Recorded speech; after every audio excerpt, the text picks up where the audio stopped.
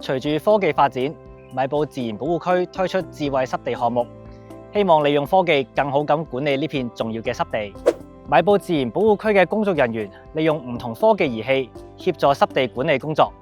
例如喺基圍安裝咗水位傳感器，實時監測水位，確保濕地內水嘅高度最適合生物居住。另外，呢個係安裝喺水底嘅水質監測器，可以收集基圍嘅水質數據，包括水溫、酸鹼值、鹽度等等，令米埔工作人員可以實時了解米埔水質嘅狀況同變化，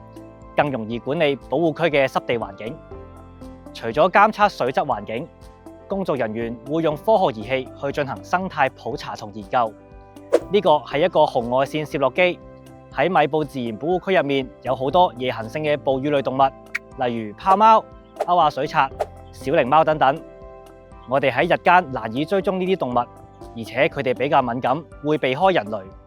當生物經過呢啲紅外線攝錄機嘅時候，就會自動影相或者拍低短片，令工作人員可以揾到生物嘅蹤跡同埋觀察佢哋嘅行為。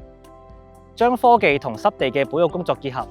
可以幫米埔工作人員減少重複性喺戶外收集數據嘅工作，省卻更多時間，令佢哋可以更專注進行數據分析，從而更有效管理濕地。科技唔單止便利我哋嘅日常生活，善用科技仲可以令我哋更有效咁保護大自然同進行保育工作。一齊探訪米埔自然保護區，了解更多濕地環境同科技嘅配合啦！同學仔，考考你，我哋將一個儀器裝置喺米埔水牛嘅頸上面，你哋知唔知有咩作用呢？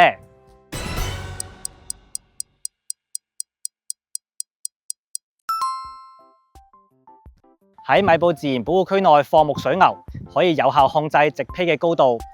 提高濕地嘅生物多樣性。我哋喺水牛阿寶嘅頸圈上面安裝咗嘅係一個追蹤器，運用全球定位技術，實時監測阿寶嘅最新行蹤，方便米埔工作人員管理水牛嘅日常護理，令保護生物多樣性嘅工作更加有效。